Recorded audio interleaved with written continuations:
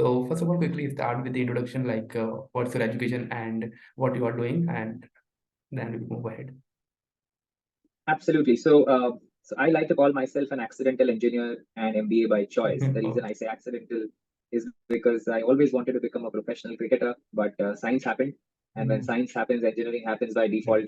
At least used to happen back then in our time. So that's when I landed in Manipal, did my engineering from there.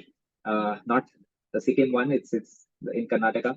So the same college that Satya Nadella, Rajiv Suri, and a lot of other passed out. So got my engineering from there. Got lucky enough to get into Microsoft. Worked in Microsoft for around 3 years. I got in an internship there. Got a PPO, so worked there for almost 3 years. Always wanted to do an MBA, so thought that's the right time, and that's when I left Microsoft and joined XLRI for my MBA. Did my MBA from XLRI in HR, and that's when I got into PNG, that is Procter and Gamble. So worked there for 2 years as the HR business partner for sales in India, and then realized that I probably want to do something more. And that's when I quit PNG and got into my own business. So the moment I shifted back, Corona happened. So of course, not planned for, but happened. And I think that's been the journey. So since the last 3 years, I've been managing my own business. Along with that, I've been pretty active on LinkedIn and have been mentoring more than 3,000 folks now. I actively mentor folks on helping them understand the job search journey, helping them understand the MBA journey, helping them get jobs through their resumes, LinkedIn profiles, interview preparations. So I like doing that because I see a big gap in what the industry has to offer. So that's what I've been doing. Yeah, so that's majorly it. Always, as I said, wanted to become a cricketer, but didn't happen. But there was this one time when I played with Dhoni as well. But Dhoni was not Dhoni that time. Okay. That was back in 2003 when I was representing Jharkhand. But Okay. yeah, that's one of my fondest memories. Okay, great. That's great. The only part is amazing. So we'll discuss it ahead. Just want to know more about the MBA. Like in today's scenario, what do you think about MBA graduates and what will be the best option for them? So can you brief this? Well, see, I think MBA is a very focused kind of a course, right? It's not like kuch to karna hai to graduation kar liya, right? It's not like that because a lot of folks plan to do an MBA just because it seems like the next step after their undergraduation. They don't know what to do, so chalo MBA kar lete hain. But I believe your understanding of why you really want to do an MBA should be clear because I have seen a lot of folks, I've mentored a lot of folks who even after an MBA, after 1 or 2 years in their job, they're like, I'm still stuck, I'm back to square one, I don't know what to do in life and things like that. So I believe in today's scenario, it's very important to understand that what is your end goal. If your end goal is to get, let's say, a job or us to start a business or whatever, there are so many different avenues that you can get there because nowadays it's more about the skills that you build, right? And I believe MBA is one of the part that will help you get there because, of course, there are a lot of pros if you get into an MBA college. However, I think, in fact, I read this a few days back in one of the newspapers as well, that the gap between good colleges like the tier 1 colleges and the tier 3 colleges is rapidly increasing. So if you are getting to do an MBA from a tier 1, top 10, top 20, top 25 colleges, then it's good. Otherwise, doing it from a tier 3 college, tier 4 college probably might not make a lot of sense. Again, depending on what is exactly your objective out of it, right? So I believe specifically in today's scenario, it's very important to understand that skills are more important for you to build. There are multiple ways to build that skill, and to know how an MBA is going to help you. So, of course, I can touch more on the specifics of that. But to your question, this is what people should look at: that what are the skills that I want to build? What is my ultimate objective of what kind of job I want? And does an MBA help in getting there or not? Okay. So you are talking about the gap. So what are the gaps you see between the tier 1 college and tier 3 college?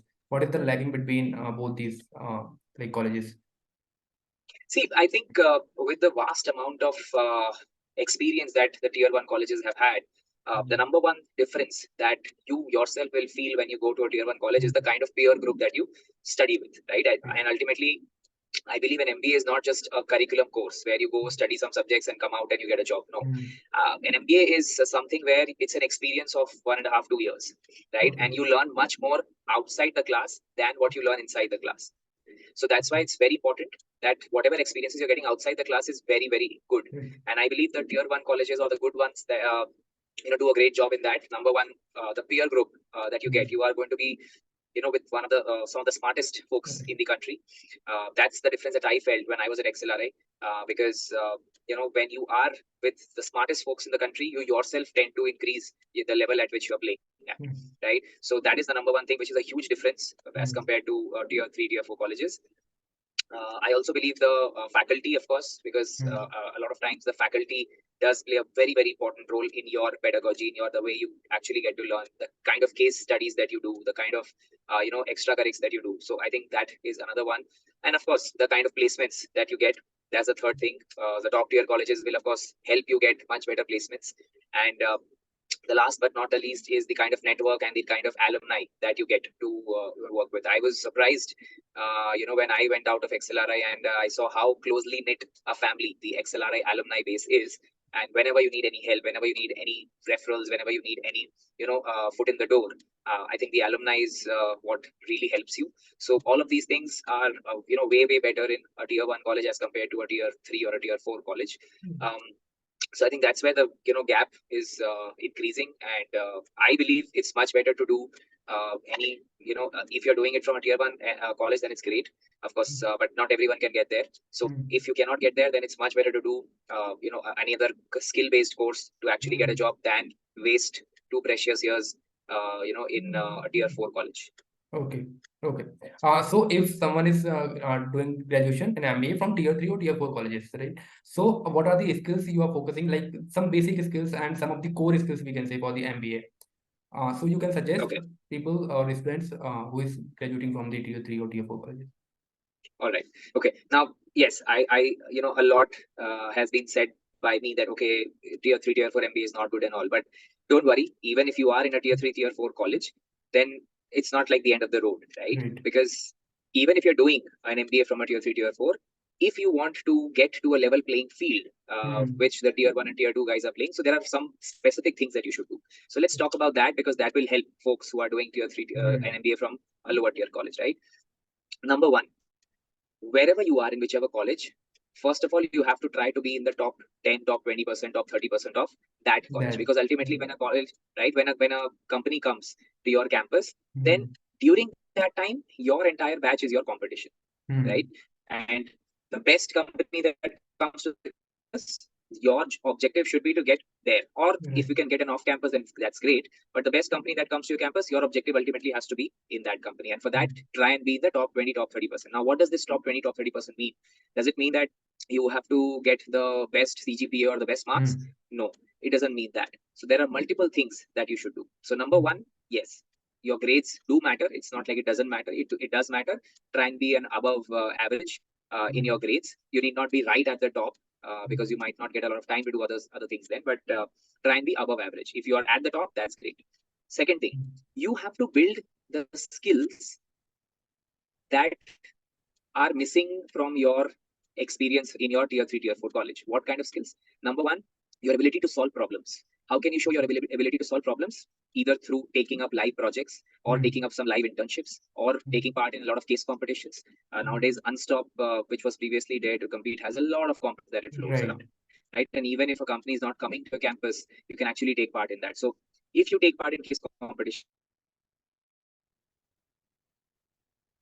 what I was saying is, solving case competitions or taking part in case competitions is one of the best ways to show that you have good problem solving skills. And because I believe a lot of times not everyone can get into a tier 1 college. One, probably because of luck also, right? You might be as good as the person who has got into, but luck might not have favored you. So in that case, of course, you need to show that you still have the skills. So case competitions is one way. Live projects, getting into live projects, getting into some live internships. These are the ways that you have to compensate for showing the skills that you bring to the table.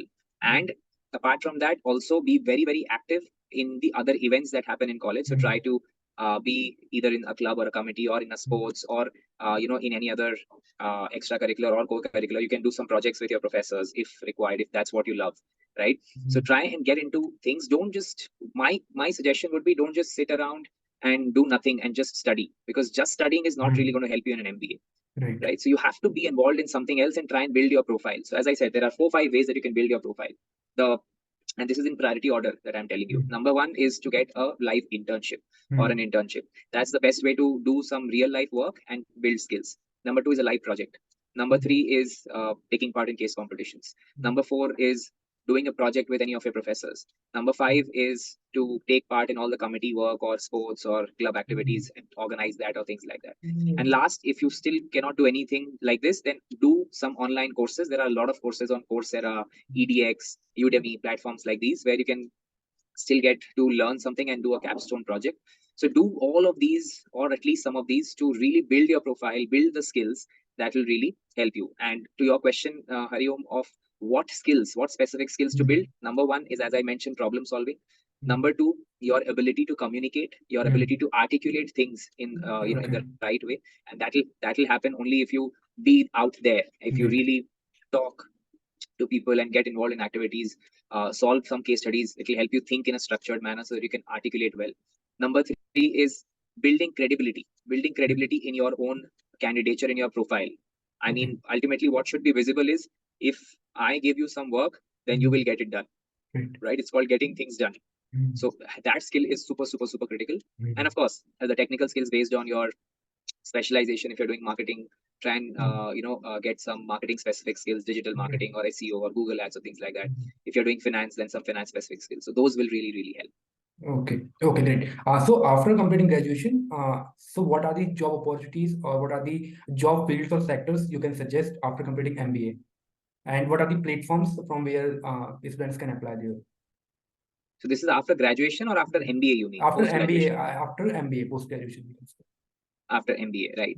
Okay. So so if I talk about what are the different types of opportunities that people can get post an MBA, let me go from the more traditional ones to the ones that are not so traditional now.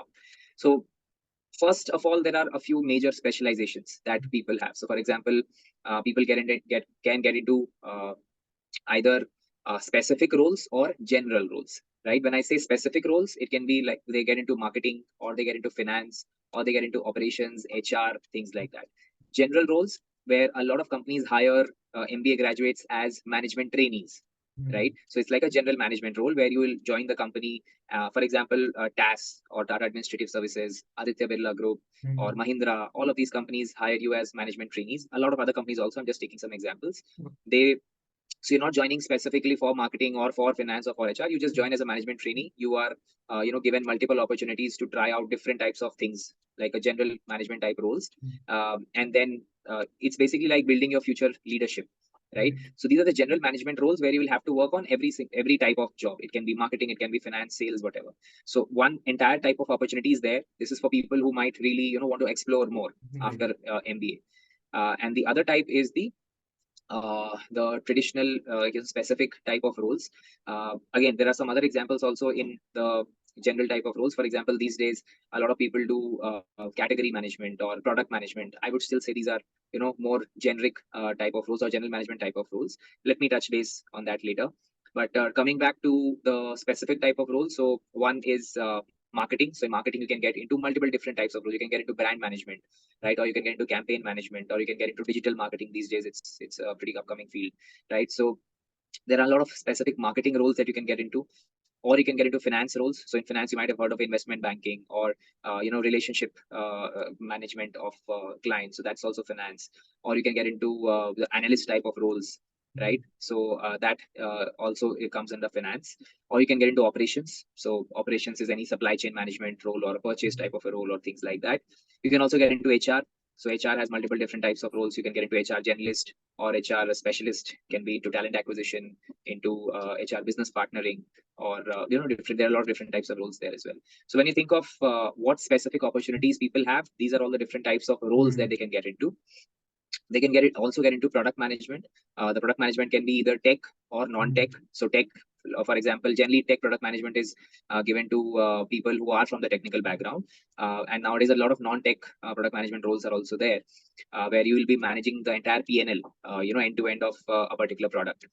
For example, Amazon has a lot of such roles, or these fintech companies have a lot of such roles, so things like that. You can also get into something called a category management role. A category management is where you again manage an entire category. For example, let's say you are a category management for smartphone business of Amazon. Okay. So you are responsible for the entire business and P&L of that, right? Sales is again a very under marketing also you will get sales type of role. This is I think the one of the most common roles that people get out of MBA. So you have to start with sales, and the sales can be either inside sales or outside sales, where you have to work directly with your distributors, or you have directly have to go and sell also a lot of times. So those are the kind of roles that you can get: product management, category management, as I mentioned. And one entire different set of work is consulting. So that is one of the most coveted roles after MBA, that people want to get into consulting. Consulting again is a problem solving, a general management kind of a job, right? So you can get into companies like BCG, McKinsey, Bain, KPMG, or a lot of such companies. So these are all the different kinds of roles that you can expect after an MBA. And yeah, I think overall these are the areas where you should look at. Okay, okay, great. So after completing like MBA, what do you think about the business itself? Like you are doing business, so we will discuss that also. So like what you are doing and Okay. what's your the business structure we can say. So let's move ahead. Okay. So can you brief us about your business? Sure. So I will go into what my business is, but before that, let me tell you, I used to think that once you do an MBA, you will be able to run a business better. But I think that myth has been busted for me when I came back to my own business. That it's MBA doesn't really teach you how to run a business or how to start a business. Let me say that MBA, as of now, at least the curriculum or the way that things are taught, an MBA is more about you learning how to professionally manage things, right? It's business administration. Right. So you learn how to administer or how to run the daily affairs of the business, like how to better run the operations, right? Or how to better get returns from your investments in business or things like that.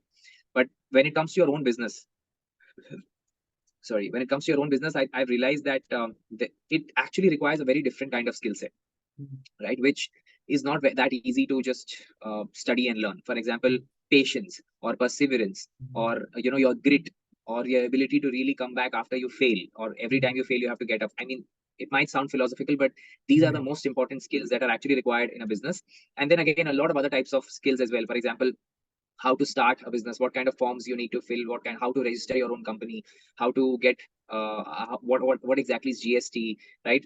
For example, when I studied accounts in my MBA, I did not understand anything. I just studied because okay, it's there in the curriculum, and I thought I knew finance and I thought I knew accounting when I went out of MBA. But when I actually did my own business, I realized that I did not know anything. So I had to learn everything from scratch, the practical way of what accounting really means for a businessman, what finance really means for a businessman, right? So I believe it's happening, the change is happening, and I also believe it's a lot on you as to how you really understand the business, right? I think it took me a lot of time, but I believe it's a very different field altogether, entrepreneurship, right? So and to your question of what exactly is my business, so I have two manufacturing units. My business is entirely into manufacturing. There's something called ferro alloys. It's like a raw material for the steel industry. So we manufacture ferro alloys, which is used in making special steel or alloy steel or chromium steel. You might have seen some chromium grills or chrome finish, grills, chrome alloys, wheels you might have seen, and Right.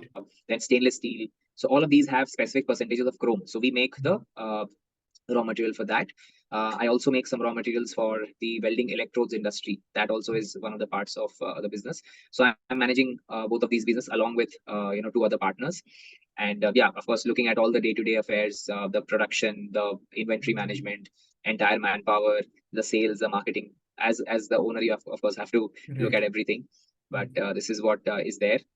Apart from this, as I mentioned, the last 3 to 4 years, I've mentored more than 3,000 folks.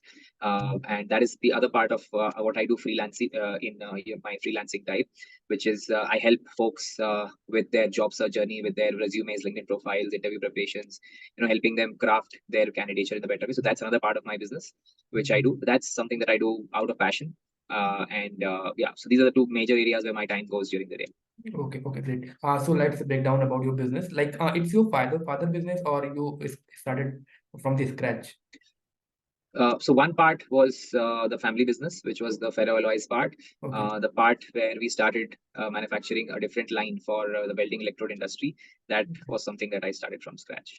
Okay, great. So can you what are the sales numbers and how many people are working there? So can you define that, or I want to interested to say something about that?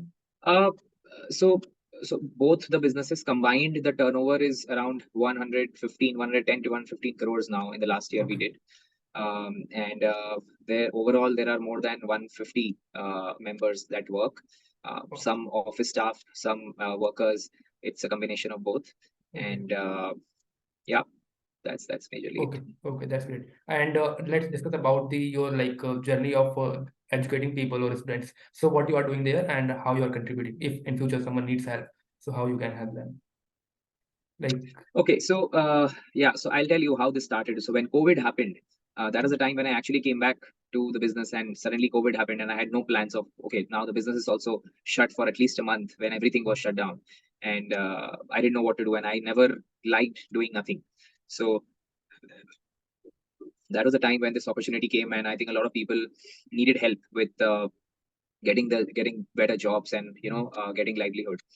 So that is the time when I started helping out people. uh, uh, Whoever was in need of a job, I helped them make their resumes better. I trained them on how to talk in your interviews, because you mm, know again, something that I realized was being from the colleges and the companies that I worked for. I think I was privileged enough to learn how to speak, to learn how to articulate your thoughts well. However, I believe more than 90% of the people that I speak to don't, they have good skills, but they're not really able to bring them out. They're not able to talk about it. They're not able to articulate that well. And because of that, they don't get jobs. Same thing happens with the resumes. They have mm, skills, they have done work, but they don't know how to write it. They don't know how to show mm, it, right? mm, So that's what I help people with. People who need jobs, they are not getting shortlisted from companies, or this is like the entire job part. I also help people with their MBA journey, where once you join an MBA college, or even before that, which college should to join, what kind of mm, skills you need to build before joining an MBA. Then once you join, I help them with their resumes, making better resumes, mm, making better LinkedIn profiles, make how to really talk in an interview. So training on interviews, I take mock PIs also, training on how to talk in GDs, and then cracking case competitions, how to crack case competitions. So all of this I do for MBA people. Similarly, for professionals who are in the industry, I help them get better jobs through helping them with their making an ATS compliant resume for them. And all these sessions I do one-on-one personally, because I believe in personalized sessions. And so people can book one-on-one sessions with me for resume reviews. I help them build better, optimize their LinkedIn profile so that they start getting more inbound opportunities. I help people train them on how to really talk in an interview, how to answer questions, how to bring out skills. All of these I do. So I help people in their job search journey and in their general career counseling as well. okay, okay, great. That's great. So at last, any suggestions, any guidance you want to give to the students who are just doing graduation in MBA, or any students? So I think two or three things that I would have given an advice to my own self if I was Mm, back 20, 21 years of age when I was studying in college, because I took a lot of things lightly. Okay. I thought, "Arey, theek hai, college hai, placement ho hi jayega." And that's the kind of surrounding that you are in. But mm, if I have to give any suggestion to students who are in their college, doesn't matter if it's undergrad or postgrad, or mm, even to early professionals who have just started their career, right. number one thing is be known for something worthwhile. So people, like, image management is very important. So you Mm, have to build your image in a way that you come out as a person who is credible, mm, right? Because how you do one thing is how you do everything, right. right? You can't be lazy in doing one thing and you are very active in doing other things. Generally, if you're lazy, you're lazy in everything, Mm, right? So number one, build your credibility. Work really, really hard to build skills. Don't just mm, waste your time in college. These are your really important years. I'm not asking you not to enjoy. Please enjoy. Please take time off. Please make relationships. I think this is very, very important. Make friends, make long term relationships, uh, and definitely build skills. These are the most important things. Do some projects, get into some activities, even if it's extracurricular activity, get into that. Try and do a lot of things in college which will really help you build your skill sets in for the mm, future. And one last thing is, never take things for granted, because mm, once the placement comes, when you're sitting in front of a company, you have to convince them mm, that why are you the right person for their job. And mm, you can convince them only if you have done a few things worth showing. So please take time to build skills by doing, as I already mentioned, 6 7 things, live projects or internships or courses or things like that. Take time to do that, and parallelly also take time to enjoy. because this college is not going to, the time in your college is not going to come back ever. So I definitely would say take time off, make memories, and enjoy your college time as well, because ultimately you will miss that. You will miss that once college is over, and you'll never get that time back.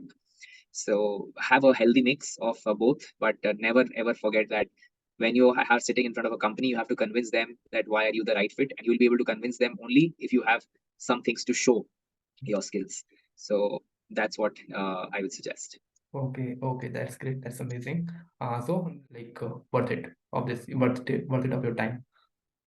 Sure. Thank you so Okay, much. okay, that's great. Amazing. Thank you. Thanks a lot. Thank you. Thank you. Bye. Bye.